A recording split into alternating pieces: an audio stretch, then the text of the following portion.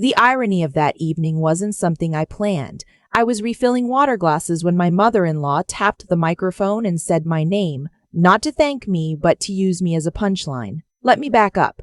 My name is Colleen. I'm 38 years old, and for the past 4 years, I have worked as a housekeeper at the Hargrove Grand, a boutique hotel in downtown Charleston, South Carolina.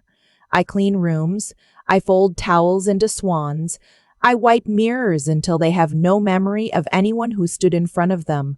It is not glamorous work. I have never pretended it was.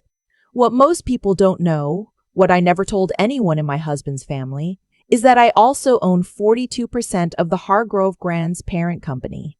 But I'm getting ahead of myself. My husband, Nathan, comes from a family that measures worth in credentials.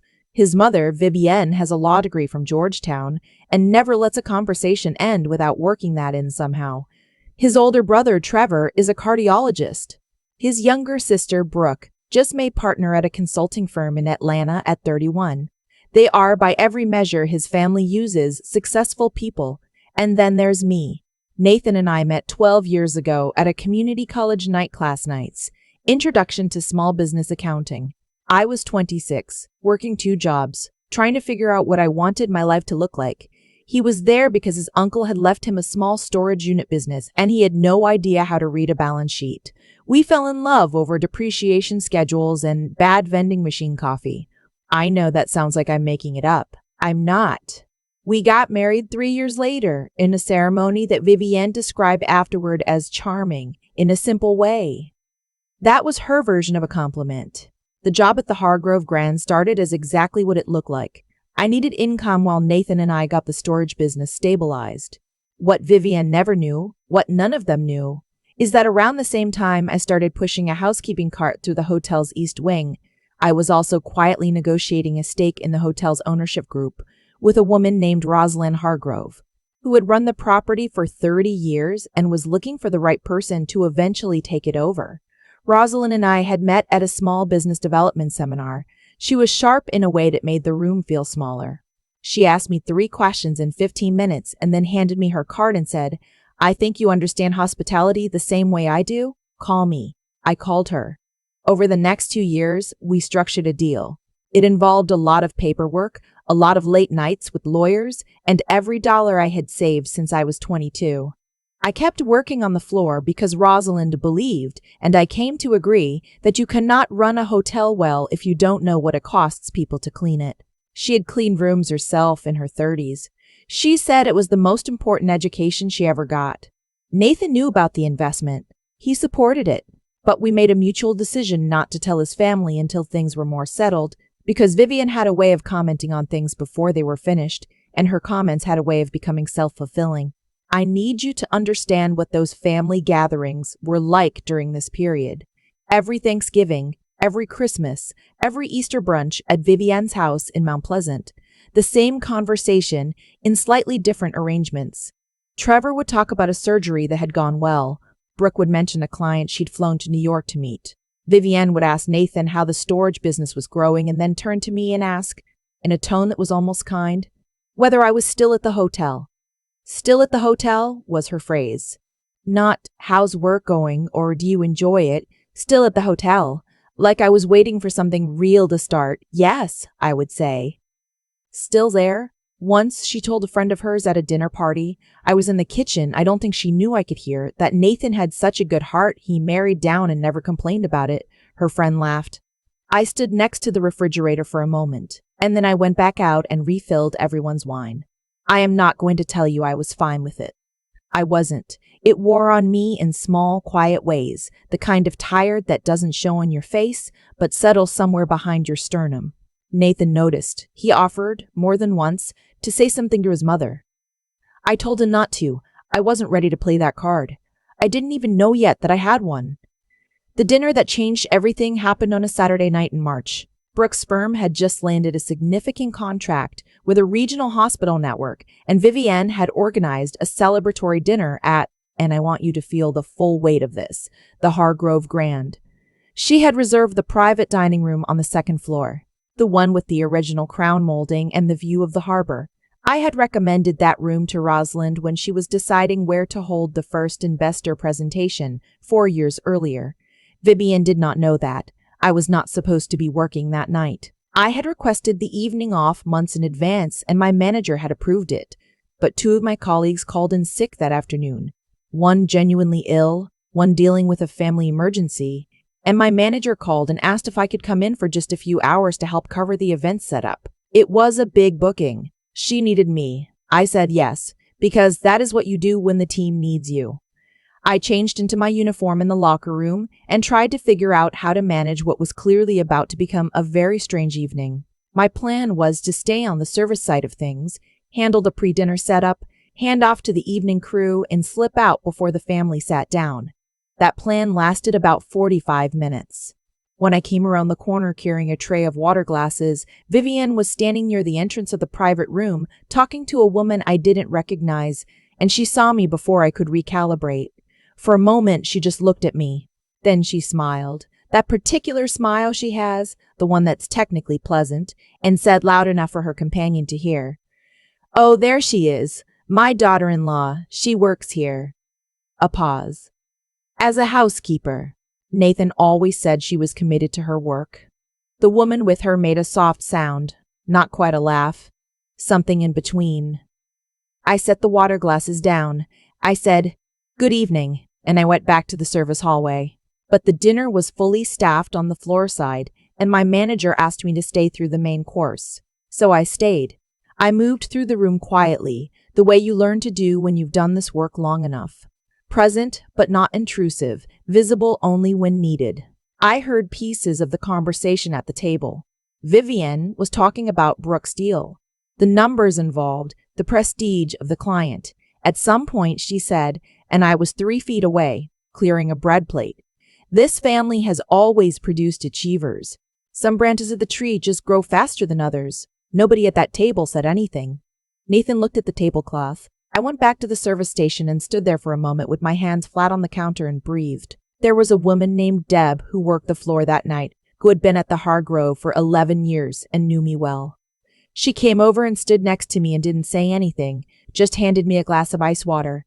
I drank half of it. "You okay?" she said. "Working on it?" I said. Here's what none of them knew was happening in the background of that evening. Rosalind Hargrove, who was 71 years old and had been slowing down for the past year, had that week signed the final paperwork transferring majority management authority to the ownership group. My stake had increased. I was now the managing partner on record. The announcement was scheduled for the following Monday morning. A small press release, a note to staff. Nothing dramatic. But Rosalind was at the hotel that night. She had come in to have dinner with her daughter in the main dining room. She didn't know the Aldermans, Nathan's family, were in the private room. When she finished dinner and was walking through the lobby, she passed my manager, who mentioned I was covering the private event upstairs. Rosalind came up. She pushed open the service door, found me at the station, and said, "What are you doing in here? You're the managing partner now. You don't cover private events." I told her quietly about the situation. Who was in the room? Why I was there. Rosalind Hargrove had built this hotel over 30 years through a combination of genuine warmth and an absolute refusal to let anyone disrespect the work her people did.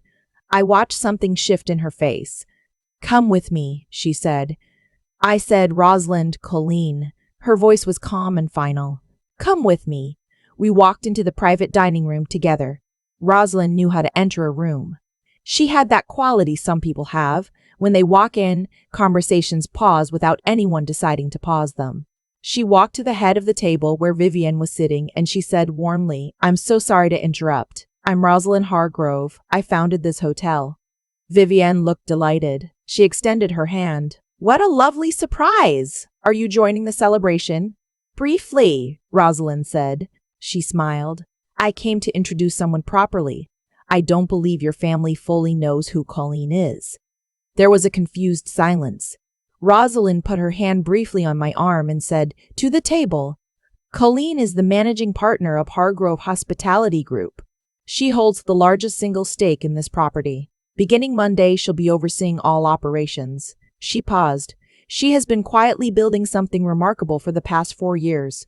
I wanted to make sure the people closest to her knew that. The room was very still. Brooke set down her fork. Trevor looked at Nathan, who was looking at me with an expression I couldn't fully read.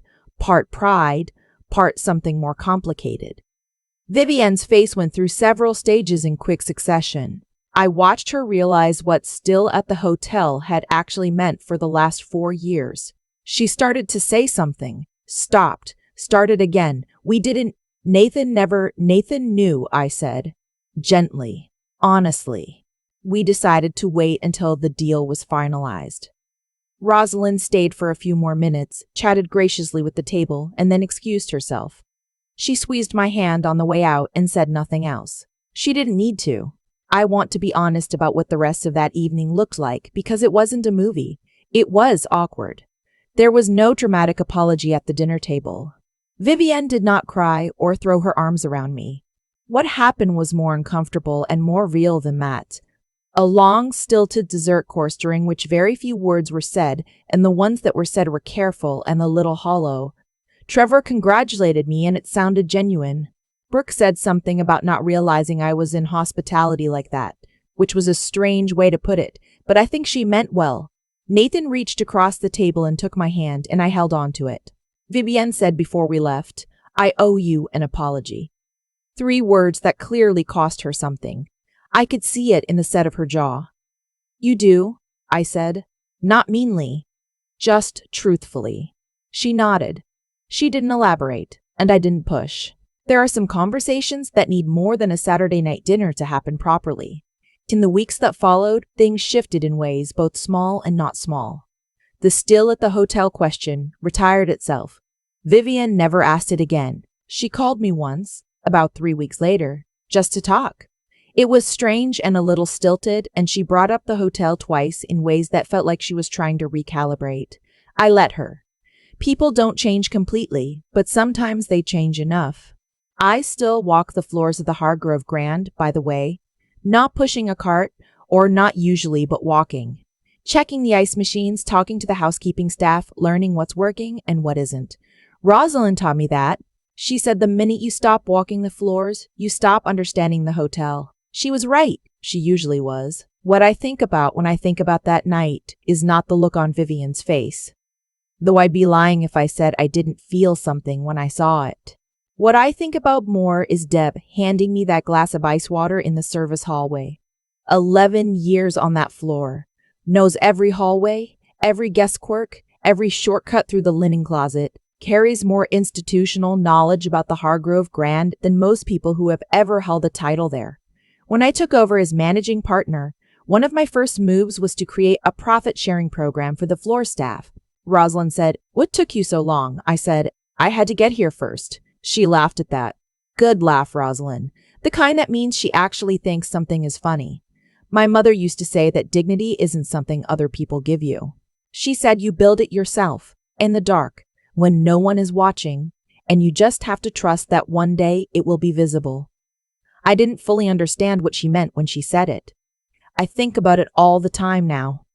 I've thought a lot about cause and effect since that night. Not in any mystical sense, just the plain, mechanical kind. The kind where what you put in eventually comes out, and the only real variable is timing. Vivienne spent 4 years making small, careful cuts. None of them were dramatic enough to confront. None of them left a mark you could point to. Still at the hotel. 3 words, said with that smile, twice a year at family dinners. It doesn't sound like much when you write it down. But those things accumulate. They build a case inside a person, quietly, the way water shapes stone. By the time you notice the shape has changed, it's already done. What I keep coming back to is this. She wasn't a cruel woman. I don't think she sat in her house in Mount Pleasant and plotted how to diminish me. I think she genuinely believed what she was saying. She had a framework for what a worthwhile life looked like. Degrees, titles, the right kind of visible achievement, and I didn't fit inside it, so she filed me somewhere small and checked in occasionally to confirm I was still there. That's almost worse than cruelty. Cruelty you can argue with. Assumptions that have never been questioned are a different thing entirely. What I did in those 4 years wasn't patience exactly. I want to be honest about that, because I think patience makes it sound passive, and it wasn't.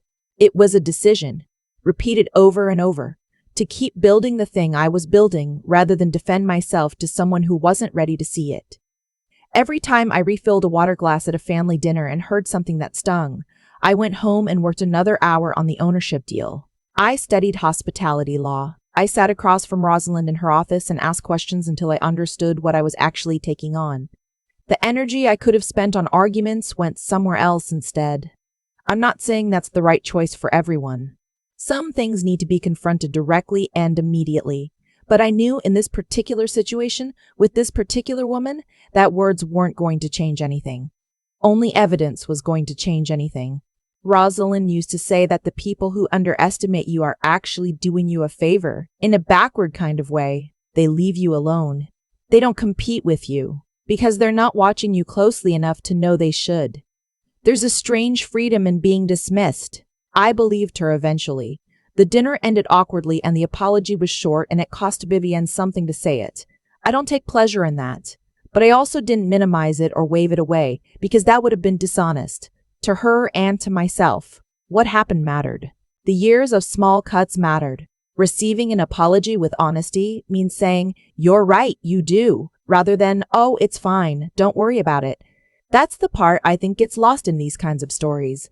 The idea that the right ending is forgiveness offered immediately and completely, with a smile, like none of it cost you anything. I don't believe that.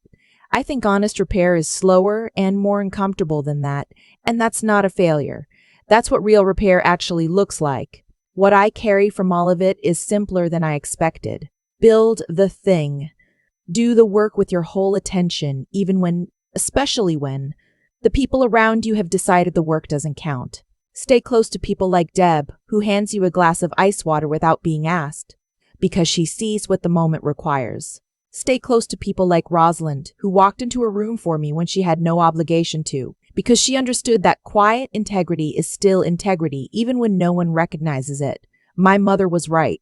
Dignity is built in the dark. You just have to trust the light eventually comes.